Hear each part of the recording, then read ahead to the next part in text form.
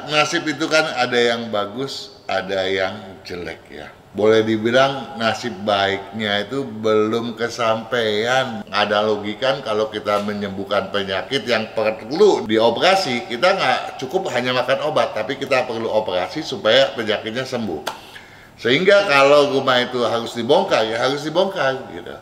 Tetapi bukan berarti nggak ada jalan lain. Kalau kita bisa obati dulu karena rumah itu bukan kita punya, ya tentu saja kita obati dulu dong. Arah kafling menghadap ke barat. Apakah itu pasti cocok dengan yin yang 5 unsur kelahiran kepala keluarga? Ini dulu nomor 1. Masa kita mau menggamblingkan nasib kita dengan andai-andai itu enggak. Apakah yang ada maksudkan itu adalah menutup sesuai dengan kemiringan daripada atap. Yang penting, jangan kemudian nanti ada tonjolan kaso, tonjolan reng, ini yang nggak boleh. Karena segala bentuk tonjolan akan menimbulkan energi negatif yang akan menderak ke bawah. Gitu.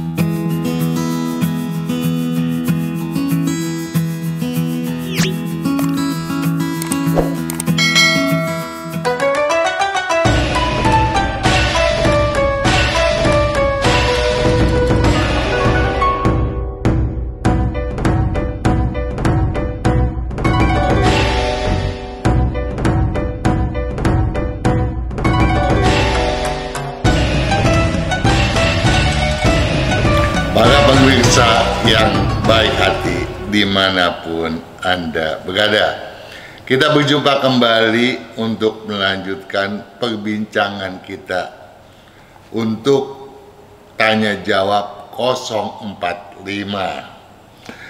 Video tanya jawab 044 sudah dipublish tentunya ya. Judulnya Rumah dan Toko Nok di Atas Pintu Utama. Mudah-mudahan video tersebut bermanfaat bagi Anda semuanya. Pada kesempatan yang berbahagia ini tentu saja ada beberapa pertanyaan dari Anda yang sudah dikirimkan kepada saya oleh tim FSA ya. Untuk yang pertama, saya hendak menjumpai juragan yang meniknamekan namanya dengan Nunun Network. Nunun Network bertanya pada video, agar makin hoki, hindari pantangan dapur edisi yang pertama. Pak, bagaimana nasib orang yang diadopsi? Wah, rupanya juragan Nunun Network ini punya kepedulian yang sangat luar biasa terhadap mereka, nasib mereka yang anak-anak adopsi ya. Semua tanggal lahirnya 01 Januari. Saya juga nggak tahu kalau anak-anak adopsi tanggal kelahirannya ditulis 1 Januari ya. Yang benar hanya tahunnya saja katanya ya. Ya, juragan Nunun Network ya. Memang kalau kita berbicara nasib dari sudut pandang saya yang tentu saja subjektif loh ya, bahwa nasib setiap orang pada prinsipnya semua sama ya, apakah dia anak adopsi ataupun bukan ya, bahwa sepanjang yang namanya nasib tentu saja kalau belum menjadi sesuatu yang bersifat takdir yang sudah terjadi dan tidak bisa diubah lagi, tentunya masih bisa kita upayakan perbaikannya ya. Nah, tentu saja nasib itu kan ada yang bagus, ada yang jelek ya.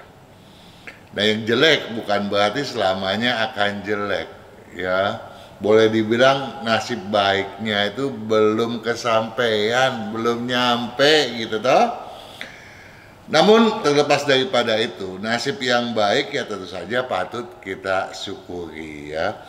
Sedangkan nasib yang baik tentu saja patut kita syukuri dan kita pertahankan dong. Sedangkan yang dikatakan nasib buruk atau sial, ya tentu saja patut diupayakan agar ke depan lebih baik, makin lebih baik dan makin baik lagi ya. Nah, bagaimana mengubahnya? Toh nggak ada data kelahirannya. Toh selama ini kan kalau menyimak Pak Kang tuh bicara selalu harus ada data kelahiran yang lengkap. Ini yang cuma diketahui tahunnya doang, tanggal lahirnya kan nggak tahu yang sebenarnya seperti apa. Nah, kalau kita berbicara feng shui, memang feng shui itu bahasanya sangat luas. Bahkan cakupan feng shui itu sendiri bisa melebar kemana-mana sih. Bahkan banyak hal yang sebetulnya bukan feng shui pun masuk ke dalam bahasan feng shui gitu ya. Yang aneh-aneh, yang nggak logis sekalipun ya, juga semuanya dikatakan sebagai feng shui. Jadi boleh dibilang feng shui ini luas sekali. Tetapi yang kita mau bicarakan di sini adalah bagaimana yang feng shui yang berdasarkan analisis itu bekerja ya. Nih sekarang ini ada satu pertanyaan yang mungkin ada korelasinya dengan hal yang kita bicarakan tersebut. Dari Juragan Yakobis Now ya. Dia bertanya pada video rezeki mau lancar, hindari pantangan pintu edisi yang pertama juga. Pak, saya mau nanya, saya lihat kebanyakan orang China pasang jam pada tembok menghadap ke pintu utama. Itu kira-kira apa ya? Nah, ini masalah jam. Memang kalau kita bicara jam, ini banyak kesimpang siuran. Banyak orang yang bilang begini, kalau berkaitan dengan jam dinding khususnya ya, kalau lagi pindah rumah, jangan deh kita kirimi orang tuh jam dinding. Kenapa sih? Karena dari sebagian pandangan orang, baik itu jam dinding, lampu misalnya, itu dianggap akan membawa sesuatu yang jelek gitu ya. Saya tidak mau membahasnya lebih jauh, tapi itu hanya pada segelintir orang saja gitu. Pada kenyataannya banyak tuh yang kirim-kiriman jam dinding gitu ya. Banyak juga yang kirim-kirim model-model lampu begitu toh. Ya memang kalau dikirimi lampu katanya sih, nanti yang hokinya gede itu yang ngasih lampu, karena lampunya itu menerangi orang lain sehingga dia dapat hokinya, katanya sih begitu. Tapi itu kan mitos ya. Kalau kita berbicara mitos, saya banyak berbicara itu, membahasnya pada, kalau nggak keliru, banyak di video bertemakan Ufulinmen ya. Ada 15 video yang sebaiknya Anda seksamai begitu ya. Nah, dalam konteks ini yang ditanyakan oleh Yakobis Now, kenapa sih ditaruh di jam dinding itu di ruang tamu menghadap ke pintu? Memang juga ini banyak pandangan-pandangan, katanya supaya hoki datang. Ya memang sih, kalau menurut saya, kalau ditaruh di depan pintu toh gampang dilihat, sehingga kita akan memanfaatkan waktu itu seefisien dan seefektif mungkin. Kalau waktu itu kita manfaatkan dengan baik, maka tentu saja hasilnya pun akan baik pula begitu ya. Karena apa? Karena kan katanya sih orang Tionghoa itu kan dikenal sebagai pekerja keras gitu. Namun apa yang dikatakan oleh sahabat saya ini perlu dipertimbangkan juga. Dia bilang sama saya, memang loh jam itu penting, apalagi kalau akurasinya tinggi, dia bilang ya, nggak ngaco maksudnya menunjukkan jamnya. Artinya kan kualitasnya tinggi, dimana baterainya pun awet, jadi nggak akan rusak-rusak gitu ya. Dan yang seperti itu katanya mereknya Goldsmith, dia bilang sih begitu. Ya ini kata dia karena dia yang mau rupanya megang Goldsmith tersebut. Oh. Nah, boleh percaya boleh enggak, tapi kalau kita berbicara mitos-mitos, enggak selamanya itu ngaco gitu ya. Karena saya ingat-ingat pernah satu kejadian, dan saya pernah cerita ya, entah di video yang mana, bahwa ada pernah satu ketika seorang bos besar ini, usahanya luar biasa hebat deh. Beruntun dia punya rezeki melorot dan melorot. Kenapa ya? Padahal bos ini pakar feng shui gitu ya. Paham feng shui, teman-temannya praktisi feng shui juga banyak yang pandai-pandai. Tapi nggak ketemu jawabannya apa. Sampai akhirnya saya diminta datang berkunjung. Saya pun mencari di mana letak kesalahannya, nggak ketemu. Sampai akhirnya saya duduk di ruang tamunya dan melihat ada apa tuh namanya, pajangan pesawat terbang tuh disebutnya apa tuh ya? Ditaruh di mejanya, terbang keluar. Ini kan berarti rezeki terbawa keluar. Saya bilang cobalah ini dipindahkan gitu. Nah setelah ini dipindahkan, nggak berapa lama tuh perusahaannya bangkit lagi dan membaik lagi gitu ya. Itulah salah satu mitos yang mungkin korelasinya nyata gitu ya. Jadi ya saya juga nggak bisa bilang itu keyakinan semacam itu pasti, nggak ada pembuktiannya. Kadang-kadang kita juga harus, ya namanya juga itu kan satu budaya nih yang diturunkan oleh nenek moyang ya, mestinya kan berdasarkan pengalaman empiris ya, terus juga ya patut kita indahkan pula ya. Nah kembali kita ke topiknya yang diajukan oleh Nunun Network ya, soal nasib anak-anak adopsi. Memang kalau kita berbicara nasib, seperti tadi di awal kita bilang nasib itu ada baik ada buruk. Kita anggaplah anak-anak adopsi ini nasibnya jelek lah gitu ya, kurang lah ya. Nah bagaimana untuk memperbaikinya? Apa nggak ada jalan? Kalau dari sudut pandang feng shui. Nah dari sudut pandang feng shui kan ada feng shui raja wajah. Ada lihat mukanya tuh bagaimana, tuapan enggak ya, ada bakat kaya atau enggak. Nah kelebihannya di mana dan kekurangannya di mana bisa ditelaah tuh dari raja wajah, yang pada dasar konsepnya juga seperti feng shui, di mana harus melihat keselarasan kiri, kanan, dan tengah, atas, tengah, dan juga bawah gitu toh. Nah kemudian juga ada raja melihat pada garis tangan gitu ya.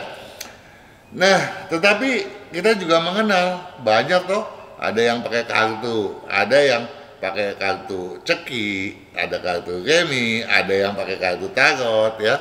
Terserah kepercayaan masing-masing, tapi itu kan ada jalan di sana ya. Tarot memang berbeda, dia bukan feng shui, dia tidak ada kaitannya dengan 12 sio dan lain sebagainya ya. Nah kenapa sih Pak Kang kalau sedang mengasuh acara di Radio Sonora itu kan harus datanya lengkap, kurang jam aja nggak mau dibahas tuh sama pembawa acara memang. Tapi bukan berarti tanpa jam, tanpa data yang lengkap tidak bisa ditelaah. Namun perlu dipahami bahwa durasi kita kan cuma 1 jam ya. Kalau kita untuk kemudian melayani seseorang yang jamnya itu nggak ada, datanya nggak lengkap, kita harus mencari sesuatu untuk mencari keselarasan daripadanya, itu kan butuh waktu yang sangat lama. Jangan-jangan untuk 1 orang pun nggak mencukupi waktunya itu. Makanya kita selalu mengutamakan mereka yang datanya lengkap begitu ya. Bukan berarti nggak bisa. Nah, secara umum nih, kita juga sudah persembahkan tuh video pada acara Jumat yang lalu, baru Jumat lalu tuh ya, Jumat 21 April. Kita berbicara bagaimana sih caranya kita menelaah apa nih karakter kita tanpa tahu jamnya, tanpa tahu tanggal lahir, tapi kita melihat dari kebiasaan gitu ya. Oh si anak ini gampang tersinggung, oh mesti airnya besar gitu ya. Nah untuk lengkapnya, untuk memahami habit ya, kebiasaan semacam itu, Anda samai video tersebut. Nah di situ ada jawabannya ya, secara umum bagaimana kita mengelola diri kita agar diri kita pun kita feng shui lebih dulu. Dengan memfeng shui diri, kita berarti udah membuka jalan untuk satu kemajuan gitu ya. Nah jadi sekali lagi saya tekankan, bagi Anda yang belum menyimak hal tersebut, tolonglah disimak ya, disaksamai video syarat utama untuk menjadi orang kaya ya. Nah kalau kita berpedoman pada penyelarasan karakter diri sendiri ya, dan juga dengan memantau bagaimana kebiasaan anak-anak adopsi lah katakanlah tadi ya, dan kita bimbing sejak dini, maka anak-anak yang tadinya mungkin ya kehilangan gairah hidup ya bisa merasakan kebahagiaan dan kegairahannya kembali. Nah, emosinya terstabilkan. Kalau ini aja udah terbentuk kan berarti udah modal nih untuk melangkah lebih jauh gitu ya. Jadi yang paling utama adalah bagaimana kita menyiasati elemen agar kemandirian, keyakinan diri, semangat, kepatuhan dan segala sesuatunya termasuk kedisiplinan bangkit daripada anak tersebut ya. Kalau anak tersebut jauh dari sedih, dia bahagia, berarti celah untuk kemajuan itu sudah ada gitu ya. Jadi dengan begitu ambisi tujuan hidupnya pun akan bertumbuh sebagaimana mestinya, itu yang kita harapkan. Ini ringkasnya seperti itu. Jadi andai kata Nurun Network masih ada ganjalan yang perlu ditanyakan, ajukan kembali aja, akan kita bahas nanti ya.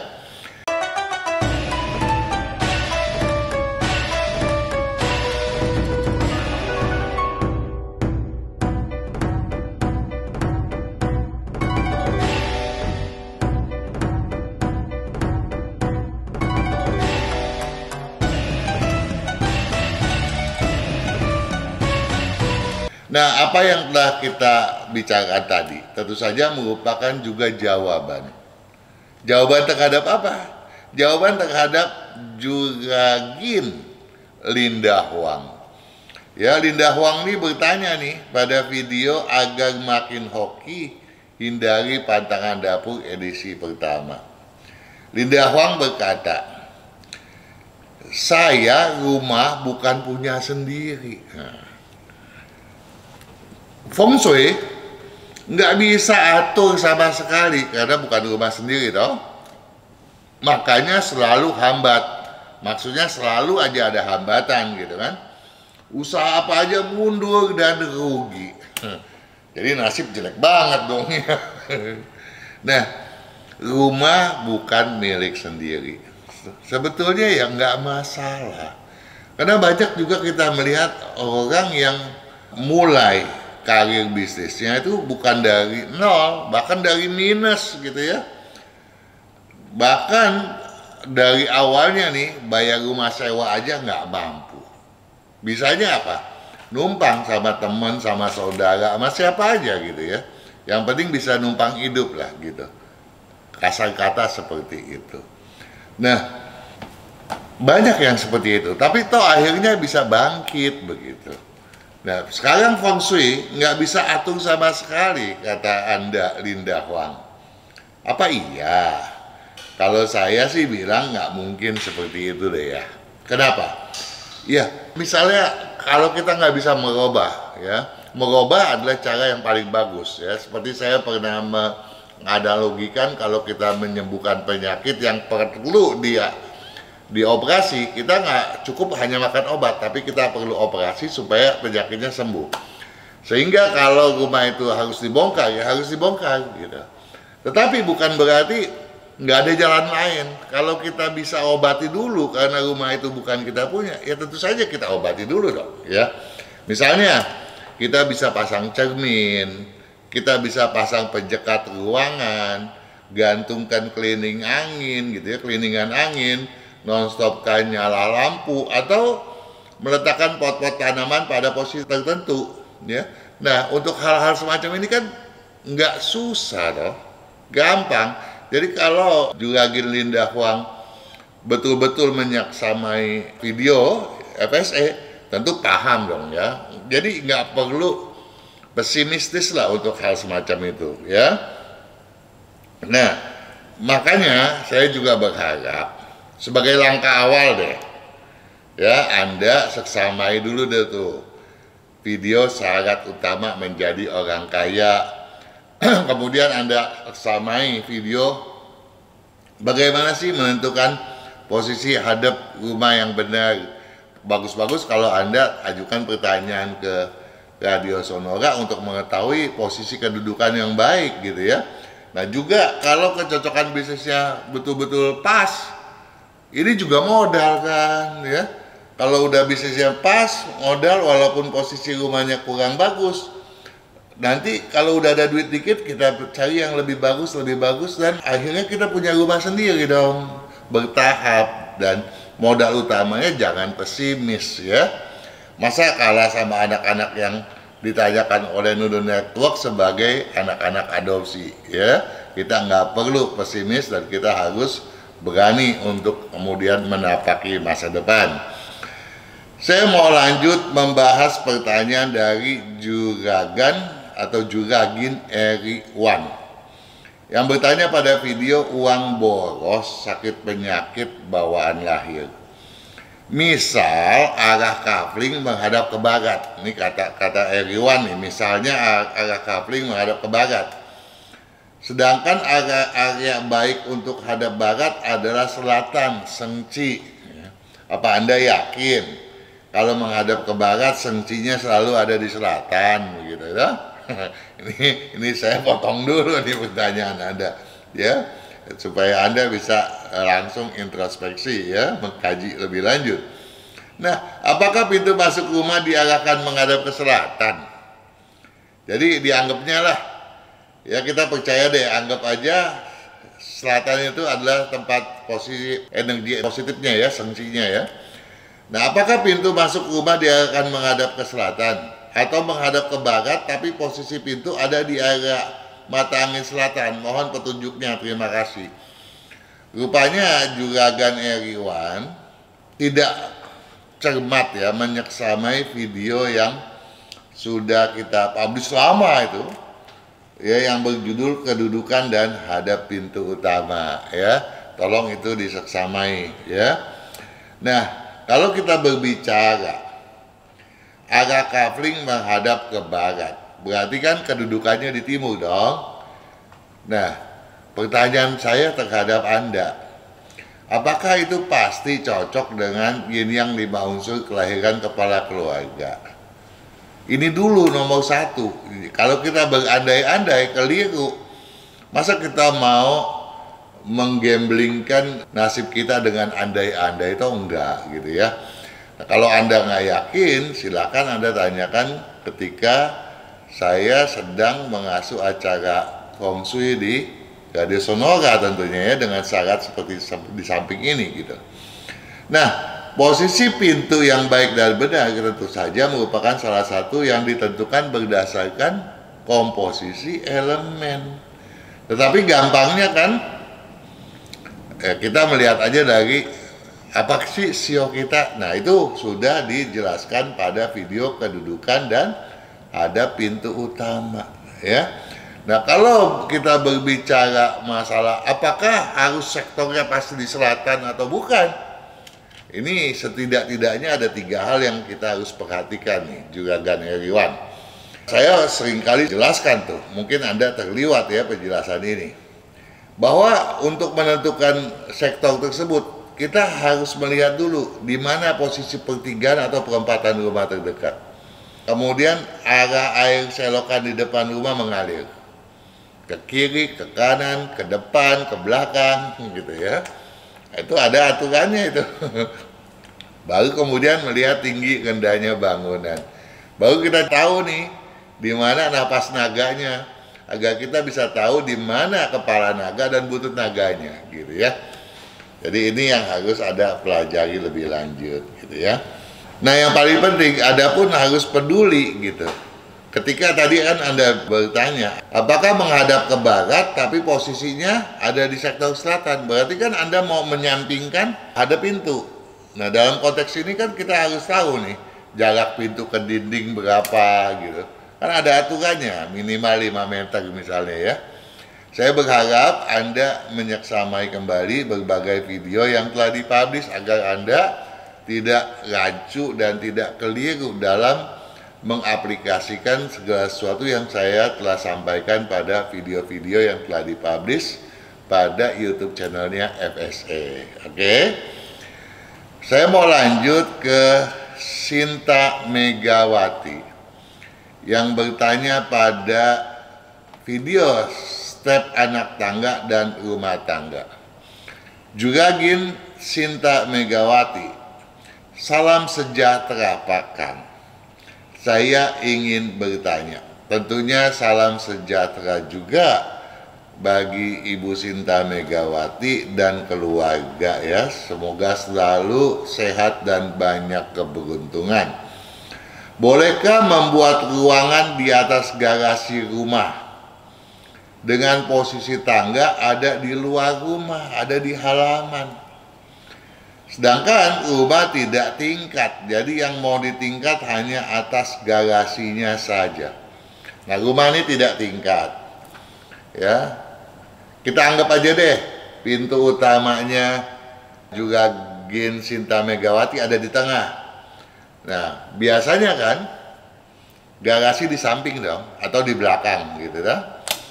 Nah, kalau garasi itu di samping, sekarang pertanyaan saya nih, kalau kita bicara secara umum ya,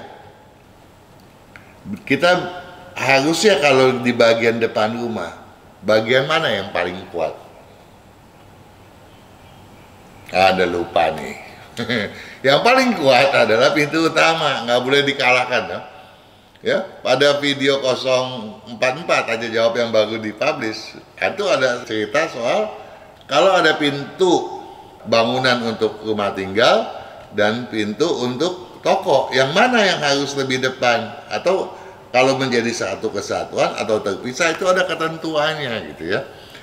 Nah, posisi daripada pintu utama nggak boleh terkalahkan, dia adalah yang harus mengatur paling depan lah. Seperti kita makan kan, yang nomor satu kan mulut kita lah. Ya. Nah, kalau kemudian mata kita yang luar biasa, tapi kita nggak bisa memasukkannya ke dalam mulut, ya nggak ada guna juga gitu ya. Jadi kita nomor satu harus mulutnya nih bisa terbuka nih, bisa makan gitu ya. Jadi ada satu input yang positif. Nah, sedangkan Anda mau membangun garasi, padahal ada ketentuan lagi bahwa rumah itu patut bersandar pada gunung melihat lautan. Artinya apa? Artinya bagian depan nggak boleh lebih tinggi daripada bagian belakang rumah. Nah, kalau Anda bangun juga di depan, berarti kan belakang rumah lebih rendah dong.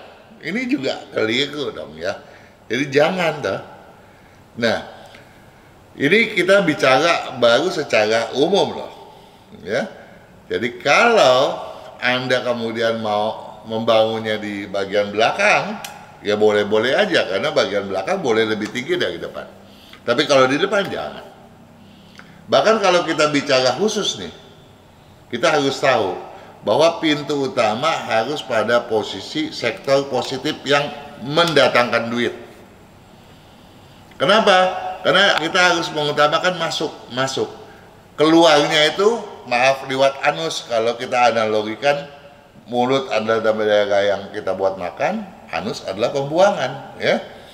Nah, ini analoginya gitu. Nah, jadi nggak boleh nih pintu utama ya, lagi-lagi nggak boleh dikalahkan gitu. Nah, jadi dia adalah posisi yang positif. Sedangkan garasi adalah posisi yang nggak stabil, keluar masuk gitu kan. Jadi dia juga menandakan adanya pengeluaran yang berkeseimbangan dengan pemasukan. Jadi nanti uang jadi boros loh. Ya. Jadi kalau Anda selama ini ternyata udah dibikin nih, berarti kita khawatir ada juga pemborosan gitu ya. Jadi kalau belum dibangun, ya jangan dibangun. Namun kalau Anda sudah membangunnya, ya kalau memang ada kasus di mana pengeluaran ternyata lebih besar daripada pemasukan, ya Anda berusahalah untuk menyeimbangkannya kembali dengan apa yang tadi kita sudah bahas. Harus menguatkan pintu utama dan menguatkan area belakang bangunan. Paham ya?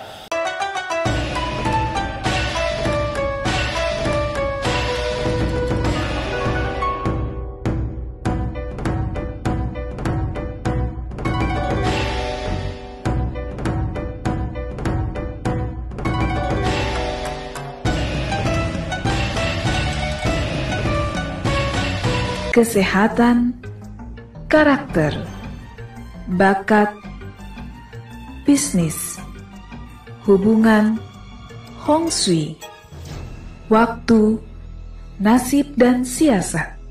Kesempurnaan dari kedelapan aspek inilah yang dipelajari oleh metode Yin Yang 5 unsur, agar perjalanan hidup manusia dapat berhasil dengan tetap berjalan serasi, selaras, dan seimbang dengan alam semesta. Saya mau menjumpai Juragan Ferry Jaya yang bertanya pada video energi positif ruang tidur.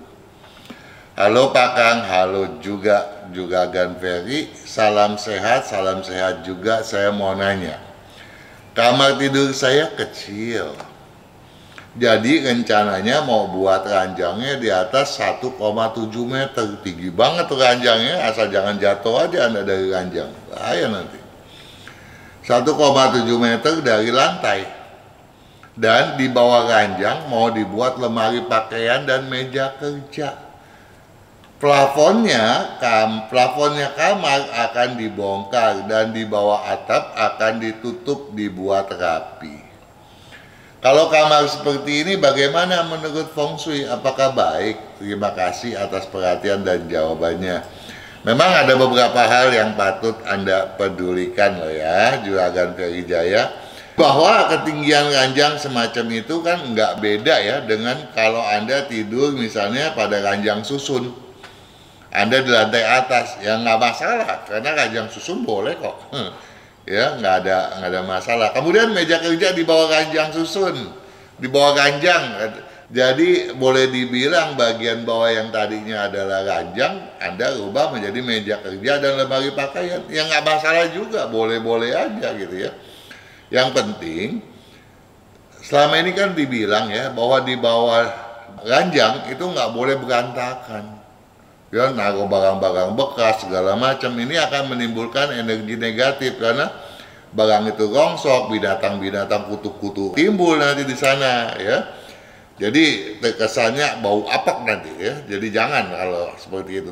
Tapi sepanjang rapi, ada meja kerja, lemari pakaian, ya nggak masalah. Nah, yang perlu Anda perhatikan juga dalam konteks ini pertanyaan Anda adalah plafon rumah yang Anda bilang ya. Maksudnya mau dibongkar dan di bawah atap akan ditutup. Maksudnya apa nih? Plafon dibongkar berarti Anda nggak punya plafon, tapi tetap Anda mau tutup kan? Nah, apakah yang Anda maksudkan itu adalah menutup sesuai dengan kemiringan daripada atap? Boleh. Yang penting jangan Anda mainkan itu tinggi rendahnya ya. Jadi harus flat ya, miring ya miring. Jangan kemudian nanti ada tonjolan kasok, tonjolan reng, ini yang nggak boleh karena segala bentuk tonjolan akan menimbulkan energi negatif yang akan menderak ke bawah gitu ya. Ini doang yang patut Anda pahami ya. Jadi kasok, reng nggak boleh nampak dari bagian bawah. Oke. Ada juga Gan Elias yang bertanya pada video kompor bertungku banyak bikin banyak hoki ya. Malam Pak Kang, salam sehat selalu, salam sehat juga untuk Juragan Elias dan keluarga. Mau tanya, ruang dapur dan ruang makan bersebelahan. Ruang dapur, ruang makan. Masing-masing ruangan ada pintu masuk bersebelahan juga, jadi masing-masing ada akses pintu. Oke, nggak masalah tuh ya. Apakah boleh dibikin pintu lagi di antara ruang dapur dan ruang makan? Jadi maksudnya di sini ada pintu, di sini ada pintu, di dalamnya Anda mau connecting dah, mau dikoneksi, ya nggak masalah, boleh ya. Silakan Anda bikin ya, itu tidak bermasalah. Kemudian di atas dak dapur mau ditaruh mesin cuci dan buat jemuran. Posisi mesin cuci bukan pas di atas kompor, kira-kira 3 meter jauhnya dari kompor. Apakah boleh? Mohon pencerahannya dan terima kasih Pak Kang ya.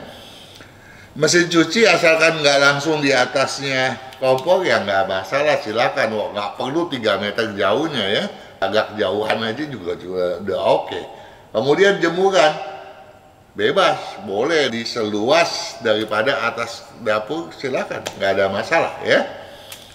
Nah, terakhir ada Juragan Frederikus Ananda. bertanya pada video pantangan depan, dalam, dan belakang rumah. Pak Kang, saya mau nanya, kalau kita bangun rumah lebih bagus bangun rumah menghadap matahari terbit atau matahari terbenam? Nah, kira-kira Anda pikir sendiri bagusnya yang mana? Matahari terbit atau matahari terbenam? Pertanyaan Anda mengingatkan saya pada satu hal.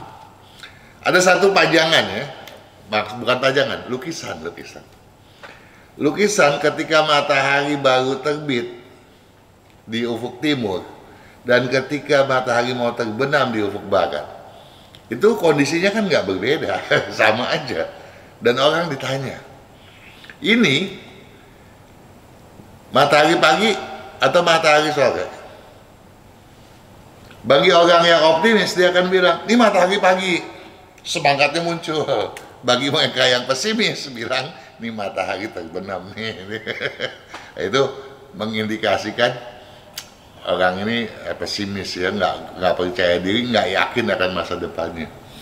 Nah, kalau kita berbicara masalah hadap timur atau ke barat, ke matahari terbit dong, ini dong yang lebih bagus. Makanya kalau Anda coba aja tanya-tanya ya, banyak perumahan yang utara, selatan, timur, barat, yang paling murah tuh yang menghadap barat karena mataharinya panas gitu, orang paling nggak mau gitu.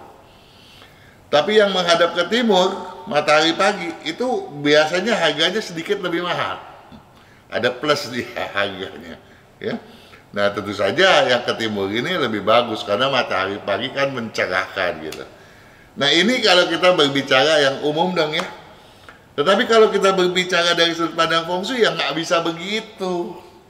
Anda rupanya kurang menyimak video-video feng shui pada channel FSE ya. Saya berharap Anda mulai rajin lah menyimak ya, bahwa yang kita perlu ya untuk satu keselarasan elemen. Keselarasan elemen ini kan demi kestabilan hidup dan kehidupan. Artinya apa? Kita mau sukses, tapi kita juga nggak mau banyak gangguan penyakit, nggak mau banyak gangguan masalah. Dan kalau ada masalah kita hadapinya juga bisa dengan mudah gitu kan. Itu yang kita harapkan. Nah, ini harus sesuai nih antara posisi kedudukan. Sebetulnya bukan hadap loh yang penting, kedudukan ya. Anda perhatikan video-video yang sudah dipublish ya. Nah, kedudukannya ini harus sesuai dengan elemen kita gitu. Ya. Jadi kalau dia sesuai, dia akan ngangkat kehidupan kita. Nah, untuk yang satu ini tentu saja dibutuhkan data kelahiran yang lengkap, nama yang jelas ya, jangan nama bohongan.